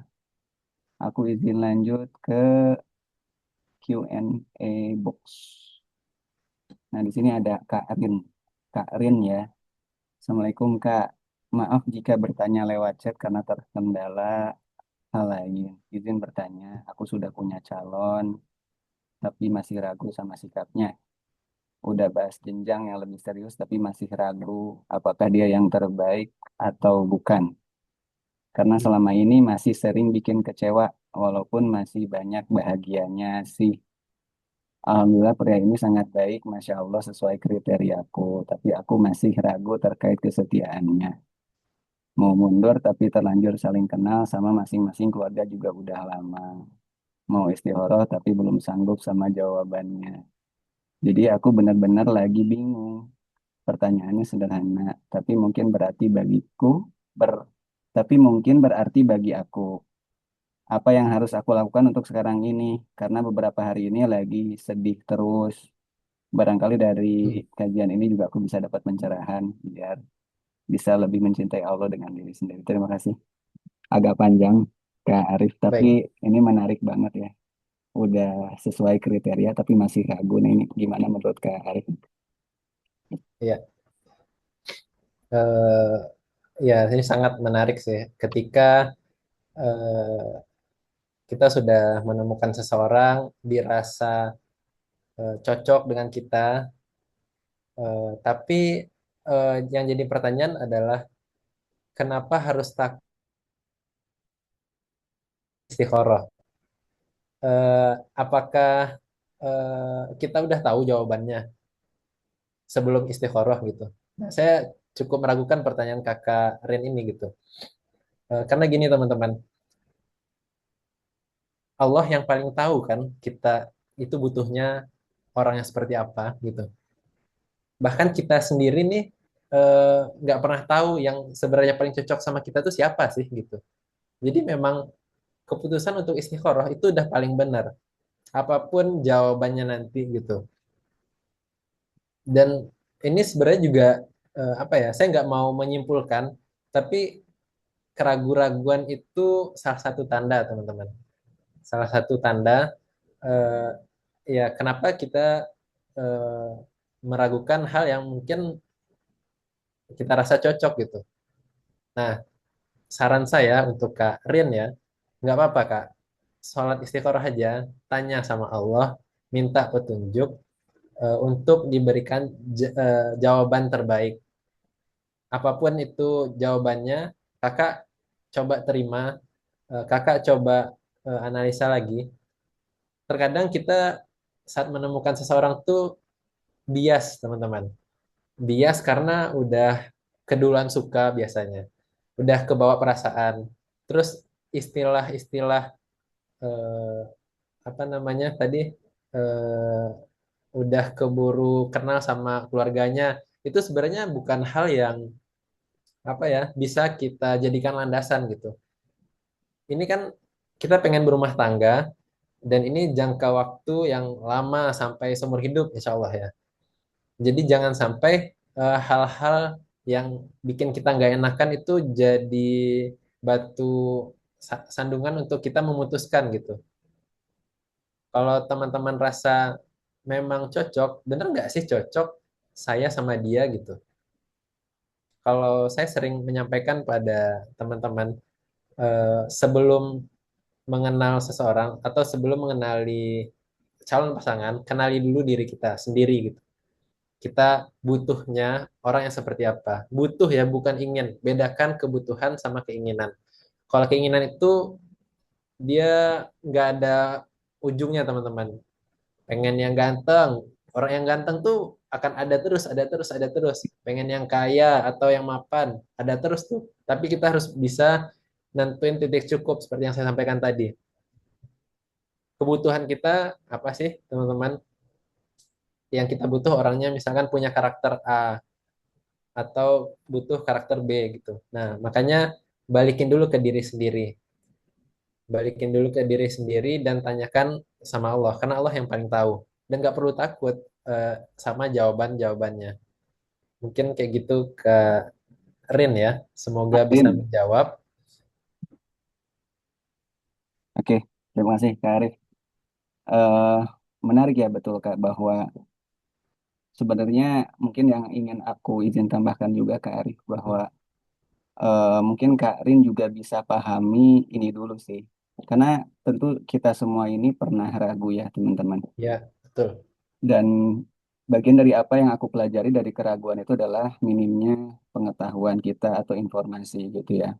Sederhananya gini, ketika kita mau berangkat ke suatu tempat gitu ya, kita mungkin nggak tahu di sana ada, kita nggak tahu mungkin ada teknologi yang namanya Maps. Kita juga nggak tahu ke sana harus pakai bis. Pada saatnya kita diberitahu bisa naik angkot gitu ya, kita juga mungkin akan ragu tuh, ini angkot bisa sampai sana nggak ya? Nah, itu pentingnya informasi itu teman-teman. Beda ketika teman-teman udah tahu nih ke Jakarta tuh bisa naik bis gitu ya. Perjalanan 6 jam, naiknya dari terminal A, turun di terminal B. Nah, teman-teman udah bisa ngukur tuh. Oh, saya kayaknya nggak takut lagi nih karena saya udah tahu pasti bis ini akan sampai ke Jakarta 6 jam di terminal B. Nah, samanya dengan pernikahan tadi, teman-teman. Ragu itu bagian dari yang sebenarnya kita kurang memahami mungkin calon pasangan kita. Maka fungsi ta'aruf tadi menjadi benar-benar sangat dibutuhkan tuh dalam proses menjelang pernikahan. Nah, saranku sih better ya Kak Rin bisa di apa ya bisa eh, dikenali lagi gitu ya calonnya, baik dari mungkin pertanyaan-pertanyaan tentang bagaimana mengelola rumah tangga dan seterusnya, yang dengan itu justru Kak Rin bisa lebih siap lagi dan bisa mengetahui lagi tuh calon pasangannya seperti apa. Atau bisa langsung ditanyain hal yang ragunya nih, misal tadi terkait kesetiaan gitu ya. Nah, Kak Arin bisa apa lempar pertanyaan-pertanyaan tuh yang dengan pertanyaan itu Kak Arin bisa lebih siap dan meyakini bahwa oh dia setia gitu ya. Dan terkait doa istikharah juga Kak Rin gitu ya, bahwa salah satu yang menarik setelah aku sekian banyak istikharah dan aku coba pelajari ini artinya apa sih doa istikharah tuh gitu ya. Dan menariknya adalah di salah satu kalimat doanya gitu ya, yang mana di situ kita tuh berdoa bahwa ketika calon ini atau perempuan ini atau laki-laki ini baik untukku gitu ya, baik untuk agamaku, baik untuk kehidupanku di dunia, kehidupanku saat ini dan kehidupanku di akhirat, maka dimudahkan gitu.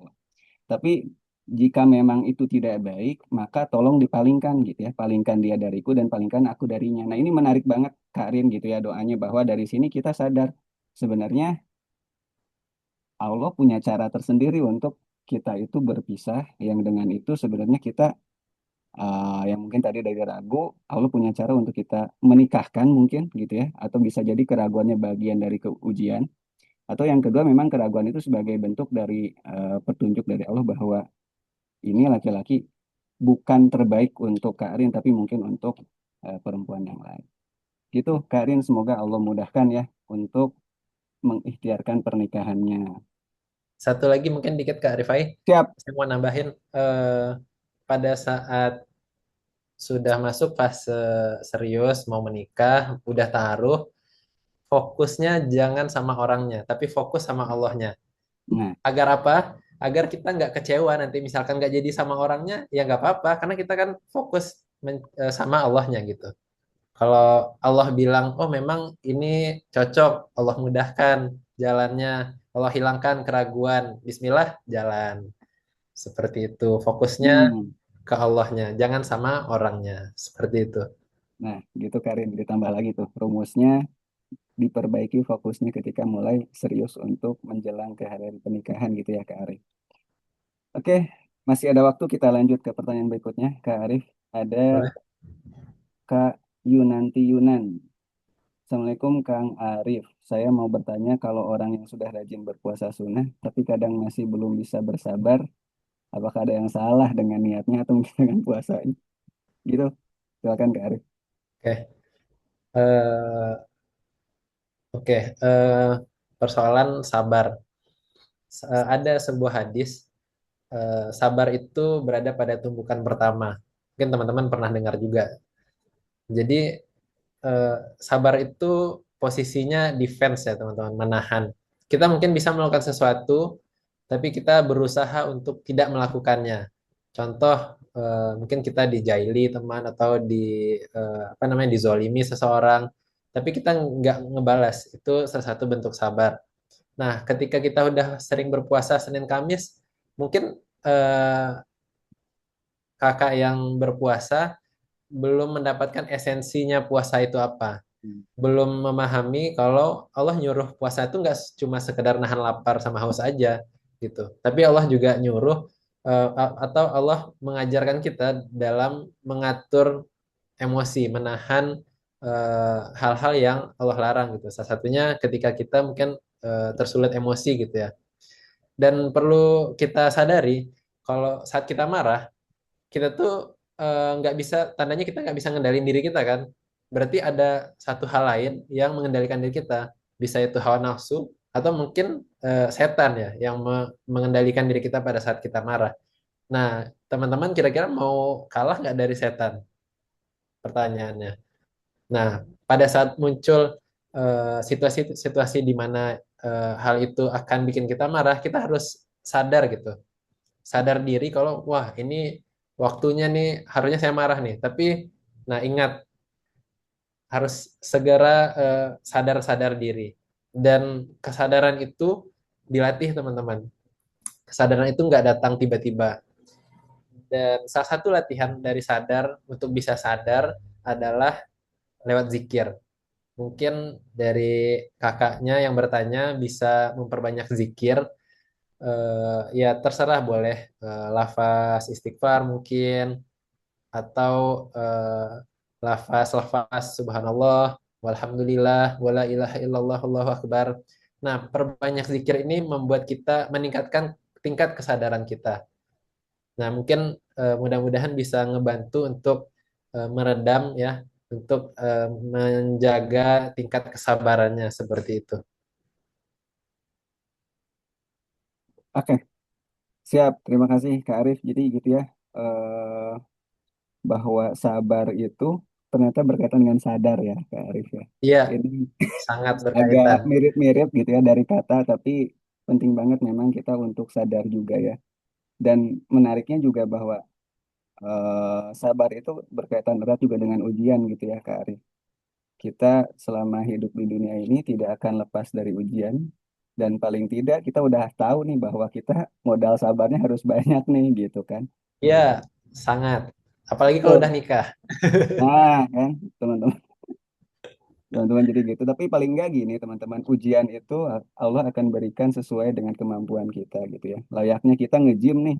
Ngangkat 10 kilo belum kuat gitu ya. Berarti ya kita belum siap untuk angkat 10 kilo. Maka ya kita sadar diri untuk angkat yang 5 kilo dulu. Tapi pada saatnya otot kita kuat ya kita akan bisa juga ngangkat 10 kilo. Bahkan barbel yang 5 kilo juga udah terasa ringan. Nah itu mungkin analogi yang biasa aku coba apa ya namanya itu pahami dari bagaimana ujian itu Allah berikan sesuai dengan kemampuan kita gitu teman-teman.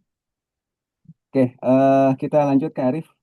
Ada Boleh? pertanyaan lagi dari Kak Dea Ayu. Izin bertanya Kak, tanda seorang perempuan laki-laki. Oh ini sebenarnya udah dijawab tadi ya. Bagaimana Iya. tanda atau definisi dari mampunya manusia itu untuk menikah itu dari mana? Tapi mungkin ada perbedaan nggak Kak Arif? Dari laki-laki gimana atau dari perempuan gimana tuh sama sebenarnya? Sebenarnya kalau saya nih ya untuk mempersiapkan pernikahan, saya memberikan saran kepada teman-teman tuh pakai tiga jalur. Tiga jalur tuh apa aja? Tiga arah. Yang pertama arah ke dalam dulu. Ke dalam tuh maksudnya ke diri sendiri. Kita udah selesai belum sih sama diri sendiri gitu? Eh, Maksudnya selesai dengan diri sendiri itu apa? Kalau ada kita punya trauma atau kita punya masalah, udah selesai belum kita sama diri kita sendiri? Apakah kita masih suka apa namanya? Suka bikin kesalahan-kesalahan yang sebenarnya itu nggak perlu dilakukan. Yang kedua, ke atas, teman-teman. Ke atas tuh kemana? Ke Allah. Kita udah selesai belum sih jadi hamba yang Allah pengen gitu? Atau kalau kita masih suka bolong-bolong sholatnya, apakah kita udah berusaha untuk memperbaikinya? Mungkin nggak harus sampai betul-betul taat ya.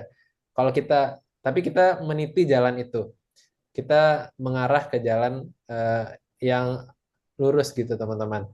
Lalu yang ketiga yaitu ke samping. Ke samping itu maksudnya adalah ke sesama manusia, terutama ke orang tua dulu, teman-teman. Apakah kita sudah berbakti sama orang tua kita? Apakah kita sudah minta ridhonya? Kalau kita mau menikah, maka kita harus minta ridhonya. Lalu ke teman-teman sekitar, gimana hubungan kita sama sosial gitu?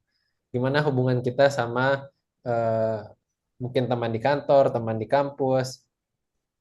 Apakah sudah baik atau ada yang hal-hal yang belum selesai ya? Kita masih menyimpan dendam atau ada pertengkaran, maka selesaikan dulu itu, minta maaf.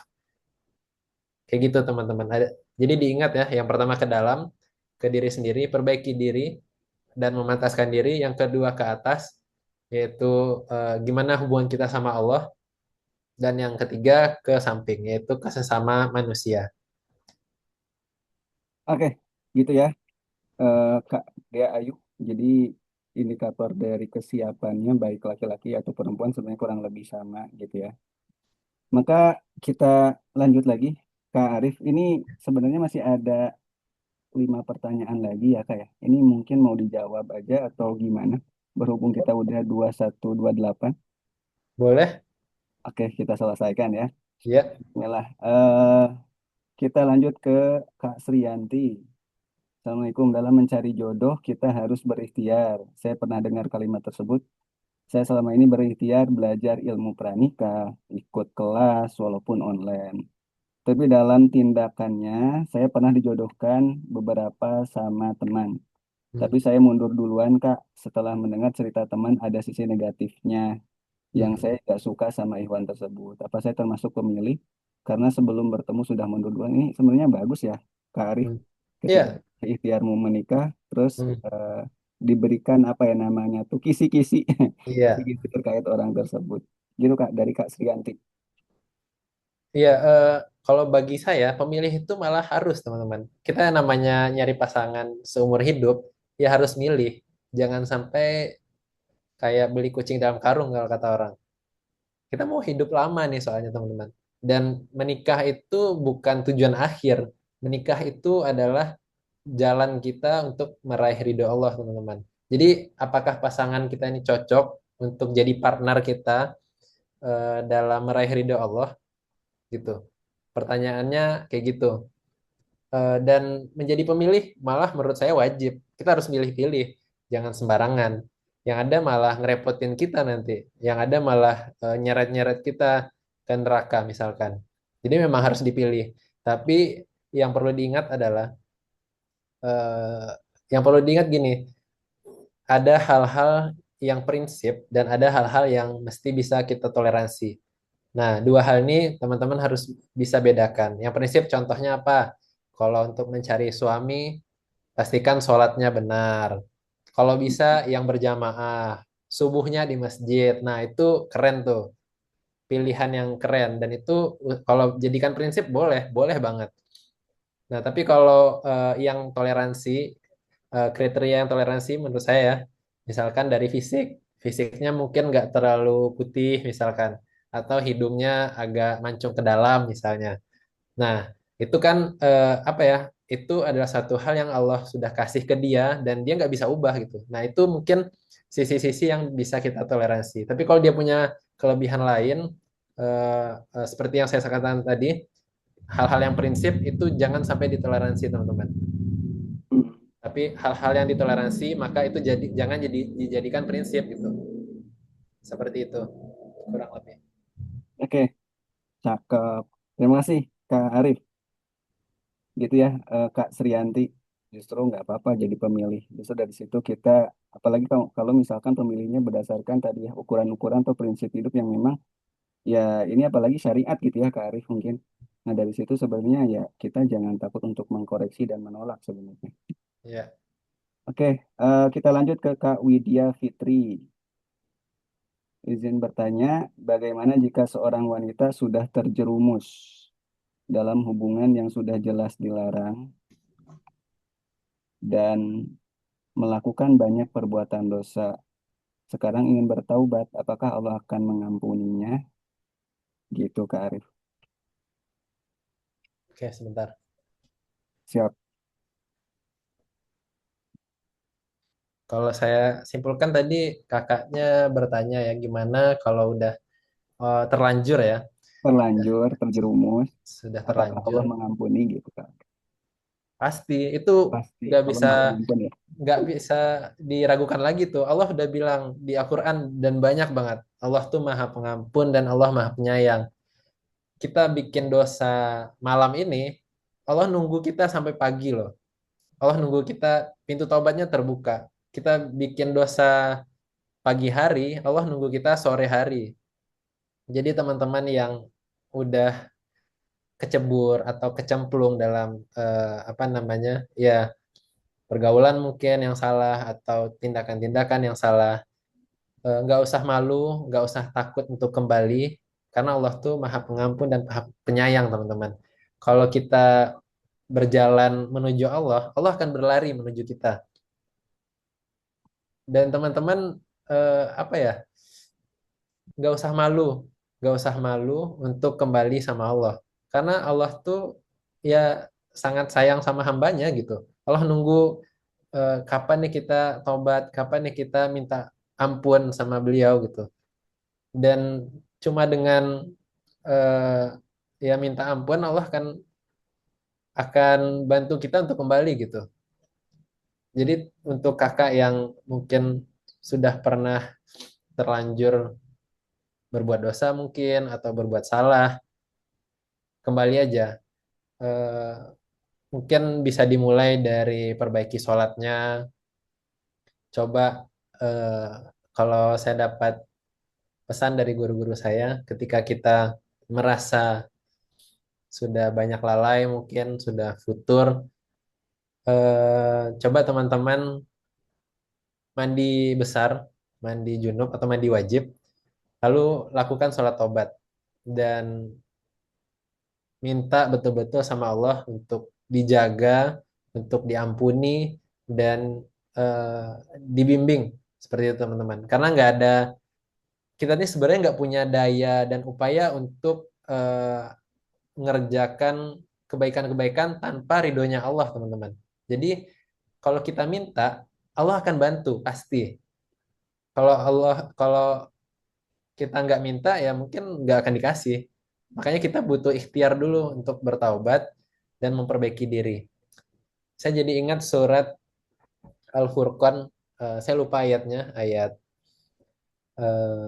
sekitar ayat 70 mungkin, eh, di mana di sana dikatakan ketika orang-orang sudah punya banyak dosa, akan dimasukkan ke dalam neraka kecuali illa mantaba wa amana wa amala amilan solihan. Jadi ada runtutannya teman-teman. Ketika kita berdosa, lalu kita bertaubat, tobat iman, kita setelah bertobat lalu kita beriman dan mengerjakan amal soleh, faulaika yubadilullahu, dan Allah mengganti kehidupan kita yang buruk tadi menjadi kehidupan yang baik.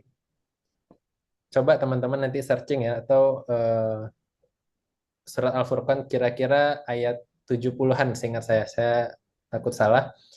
Nah, baca aja tuh dari ayat 63 atau 65 sampai ayat 70-an, di mana Allah sampaikan eh, orang-orang yang berdosa itu eh, akan diubah kehidupannya menjadi dari kehidupan yang buruk menjadi kehidupan yang baik. Jadi itu garansi teman-teman, garansi yang Allah sampaikan di Al-Quran. Jadi nggak usah takut walaupun udah pernah terjerumus di dalam dosa. Masya Allah. Oke, kita percepat Kak Arif. Masih ada Boleh. beberapa pertanyaan. Kita lanjut ke Kak Lisda. Assalamualaikum Kak, mau tanya bagaimana pandangan Kakak tentang seorang laki-laki yang sudah kita beri jalan menuju kita dan di tengah perjalanan saling mengenal, Hmm. dia tiba-tiba bilang saya takut tidak bisa buat kamu bahagia. Oke. Dan itu membuat saya sedikit ragu untuk maju karena dia udah ragu lagi. Nah, gimana pendapatnya Kak Arif? Oke. Eh, Terkadang memang apa ya, ada ujian-ujian ketika ingin menikah ya teman-teman. Ya salah satunya keraguan-raguan. Untuk bisa clear dalam hal yang ragu ya mungkin bisa dipertanyakan langsung apa alasannya menyatakan ragu membuat bahagia gitu. Dari sisi mana? Kan kita bisa diskusi gitu ya. Kita bisa diskusi apakah mungkin dari segi finansial kah atau apa gitu. Jadi dikonfirmasi. Karena kalau kita menebak-nebak itu bisa jadi bumerang juga buat kita gitu. Jadi ditanyakan lagi kepada pasangannya, calonnya gitu. Apa sih yang bikin atau mungkin itu cuma sekedar ungkapan-ungkapan perasaan-perasaan selintas aja bisa juga gitu. Ya namanya laki-laki dan nggak cuma laki-laki, perempuan juga kadang-kadang seperti itu. Dan ketika menerima pernyataan itu jangan apa namanya? Jangan cepat ragu juga gitu. Jangan cepat menyimpulkan. Jadi diajak diskusi aja. Kalau memang ada landasan yang kuat, dia mengatakan ragu, ya mungkin memang belum cocok aja. Tapi misalnya cuma itu terjadi selintas gitu, nggak ada nih hal-hal penting atau mendasar yang membuat dia ragu, ya udah, mungkin itu cuma perasaan-perasaan lewat aja kayak gitu. Hmm, menarik, menarik. Itu ya Kak Lisda. Kita lanjut ke pertanyaan Kak Amalia Fasya. Assalamualaikum Kak, izin mau tanya, saya perempuan usia 31 tahun, belum Hmm. menikah. Hmm. Kalau ada laki-laki yang mengajak serius, saya selalu terkendala di keadaan orang tua saya. Hmm. Ayah saya sudah meninggal dunia, jadi ibu hanya tinggal bersama saya aja. Harapannya, setelah menikah saya hidup mandiri dengan pasangan, Hmm. tapi tidak tega meninggalkan ibu sendirian. Hmm. Mohon masukan dan sarannya, Kak. Baik. Eh, Keputusan-keputusan dalam menikah itu memang kita harus melakukan banyak pertimbangan ya teman-teman. Nggak cuma menimbang diri kita seorang, tapi juga menimbang keluarga kita. Karena menikah kan menggabungkan dua keluarga ya, nggak cuma dua individu saja gitu. Nah, hal-hal seperti ini penting untuk didiskusikan, ya terutama sama keluarga juga, sama orang tua, sama calon pasangan. Ya mungkin kakaknya bisa ngobrol sama calon pasangan, apakah kita bisa setelah menikah kita bisa tinggal bersama orang tua saya mungkin, atau atau tetap pengen hidup mandiri tapi eh, tanpa meninggalkan orang tua yang tinggal sendiri seperti ibunya tadi ya. Mungkin bisa cari rumah yang nggak terlalu jauh mungkin dari Hmm, rumah ibunya, jadi tetap bisa bersilaturahmi, tetap bisa jagain gitu kalau ada apa-apa, mungkin kayak gitu ya. Intinya komunikasi, dikomunikasikan kalau ada masalah, dikomunikasikan, jangan menyimpulkan sendiri, eh, tapi eh, disampaikan lalu didiskusikan, cari jalan tengahnya. oke, siap. Kita lanjut ke pertanyaan berikutnya, Kak Arif dari Kak Nabila. Assalamualaikum Kak. Bagaimanakah kalau sudah terlanjur pacaran dan dalam diri ini ada niatan untuk memperbaiki diri? Tapi untuk melepaskan orang yang selama ini kita kenal nggak mudah. Hmm. Bagaimana untuk bisa pelan-pelan kembali nggak pacaran atau istiqomah nggak pacaran gitu ya. Dan bisa melepaskan seseorang yang kita kenal dengan ikhlas. Oke. Konteksnya balik lagi udah terlanjur. Eh, Kalau saya pribadi punya atau memegang prinsip ya, biarlah pedih atau biarlah sakit sekarang daripada sakit berkepanjangan, teman-teman. Hmm, Ketika kita sudah mengerti dan memahami bahwasanya pacaran itu Allah larang, pacaran itu merupakan maksiat gitu. Kita pikirkan eh, dosanya. Kalau kita terus ini kita kayak nabung dosa terus nih, dan kita nggak tahu sampai kapan eh, hidup kita gitu, kapan kita bisa tobat gitu. benar Nah, Kak. memang pedih dan memang sulit, dan anggap ini sebagai pelajaran yang berharga. Kalau saya boleh saran, kakak yang pengen berubah jadi lebih baik, eh, bisa tempuh dua jalan. Pertama, sampaikan kepada mungkin pacarnya, dia sampaikan kalau kakak sedang berada dalam posisi pengen memperbaiki diri, dan sampaikan juga pemahaman kakak tentang pacaran itu seperti apa. Nah, lihat responnya, apakah dia merespon baik. Baik ini dalam artian dia mungkin mau ikut juga. Bisa jadi karena kita dia Hmm, hijrah loh. Bisa jadi. Dan itu bisa jadi banget. Entah terlepas dari niatnya, mungkin niatnya menikahi kita atau niat karena Allah, itu hidayah dari Allah. Tapi tugas kita adalah ya, dan sangat besar pahalanya pasti. Nah, cara kedua ya, kakak sampaikan untuk lepas dari pacaran atau putus lah, lebih singkatnya. Jadi jalur yang ditempuh tetap dikomunikasikan bahwasanya ini adalah hubungan yang Allah tidak ridhoi, sehingga kakak bisa lebih tenang gitu ya untuk jalan ke depannya, seperti itu. siap. Atau malah yang ketiga Kak Arif, langsung Boleh apa menikah tuh? saja. Langsung nikah aja. Iya benar Kak. Oke, Kak Arif, Alhamdulillah pertanyaan sudah selesai semua, tapi izin Kak, ini ada yang raise hand lagi satu Kak, Boleh. gitu ya, kalau berkenan. Silakan Kak Feby Khalilur Rahman. Kakak Khalil Rahman. Kayaknya familiar nih. Silakan Kak Feby.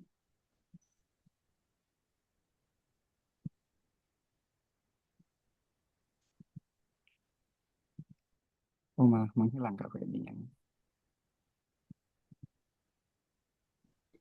Oh nggak jadi sepertinya Kak. Raise hand-nya dilepas ya.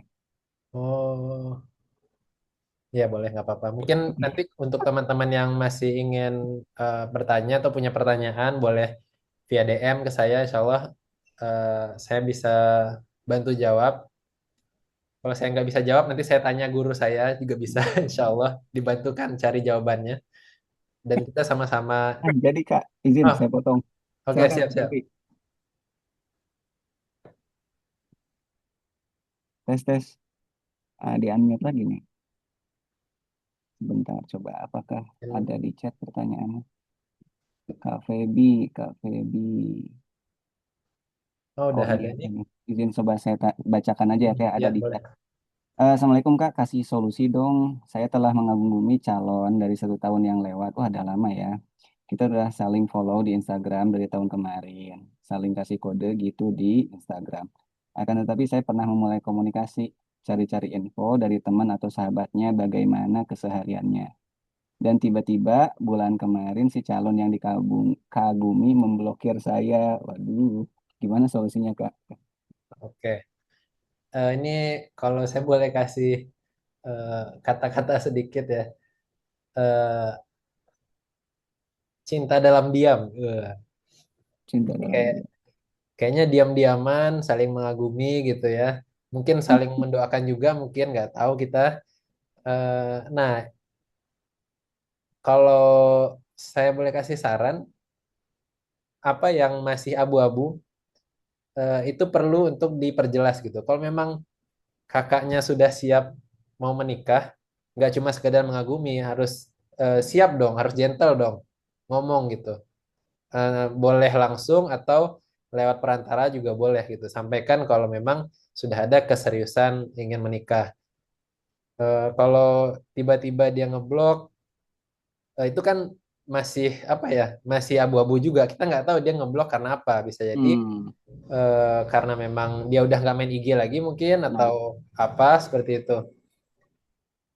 Jadi untuk hal-hal yang nggak jelas diperjelas aja gitu. Apalagi kita sebagai laki-laki ya, jangan nunggu dia sampai betul-betul apa namanya menunjukkan kesukaannya kepada kita gitu. Kalau kita memang suka juga ya kenapa nggak disampaikan seperti itu. Itu kalau kakaknya memang sudah siap mau menikah.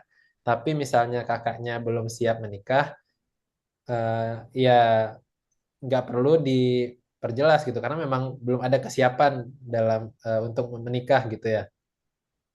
Dan coba disadari bahwasannya apapun yang terjadi nanti jodoh kita tuh nggak bakal tertukar teman-teman. Mungkin dulu kita pernah ngagumi si A, si B, si C. Bisa jadi yang jadi jodoh kita nanti si D gitu. Kita hmm, nggak pernah tahu. Kita merasa mungkin dia yang paling cocok, dia yang paling baik, sepertinya cocok dengan kriteria kita. Tapi mungkin menurut Allah bukan dia seperti itu. Jadi eh, jangan terlalu cepat menyimpulkan juga. Dan kalau butuh kepastian, butuh kejelasan, tanyakan saja seperti itu. oke. Siap gitu ya Kak Feby. Jadi diperjelas saja gitu ya. Ini mau kemana? Oke gitu. Terima kasih Kak Arif. Mungkin izin teman-teman. Selesai Kak Arif menyampaikan closing statement, kita nanti ada photo session gitu ya. Kepada Kak Arif untuk disampaikan dulu closing statementnya untuk teman-teman Sobat Episode. Oke, saya mungkin bakal ngomong sedikit ya teman-teman. Di puasa ini, eh, puasa itu ngajarin kita satu hal penting, bahwa nggak semua yang kita inginkan itu kita harus segera turuti. Dan nggak semua juga yang kita rasakan itu harus kita lampiaskan. Hmm. Jika saat sendiri kita belum mampu menahan lapar, menahan emosi, menahan hawa nafsu, gimana mungkin kita berharap nanti ketika sudah berdua kita bisa menjaga amanah yang Allah kasih. Rumah tangga itu bukan tempat melampiaskan kekurangan diri, melainkan tempat untuk kita beribadah, berlatih sabar, jujur, dan bertanggung jawab. Puasa hadir bukan sekedar untuk menggugurkan kewajiban, tapi untuk menundukkan ego, menenangkan jiwa, dan menumbuhkan takwa. Karena takwa itu adalah fondasi utama dalam berumah tangga. Hmm. Maka hari ini untuk teman-teman yang masih menantikan jodoh, jangan sia-siakan waktu menunggu tanpa makna. Latihlah diri dengan puasa, dekatkan diri kita, perbaiki hubungan kita sama Allah. Karena siapa yang Allah cukupkan hatinya, Allah akan cukupkan juga pasangannya. Mudah-mudahan di dalam ibadah puasa kita nanti Allah jadikan puasa kita bermakna, bukan cuma ritual biasa, tapi juga Allah tapi juga hidup dalam akhlak kita dan dalam cara-cara kita mempersiapkan rumah tangga yang Allah ridhoi. Amin. Mungkin sekian dari saya. Wassalamualaikum warahmatullahi wabarakatuh. Waalaikumsalam warahmatullahi wabarakatuh. Jazakallah khairan kasiran Kak Arif. Semoga atas ilmu yang disampaikan bagian dari pahala jariyah untuk Kak Arif, bekal sebaik-baiknya bekal untuk pulang ke akhirat kelak ya Kak ya.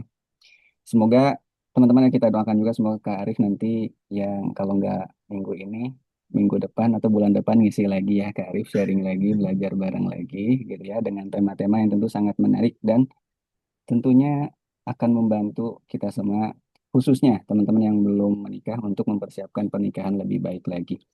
Oke, izin kakak-kakak semua, mungkin yang berkenan untuk open cam dipersilahkan. Kita lanjut ke foto sesi. Untuk kakak fotografer juga nih, dipersilakan untuk bersiap. Oke, di sini ada beberapa layer ya. Aku izin hitung mundur. Berapa nih dari 1000?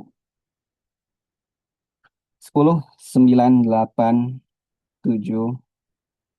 Silakan ditahan senyumnya. 6, 5, 4, 3, 2, 1.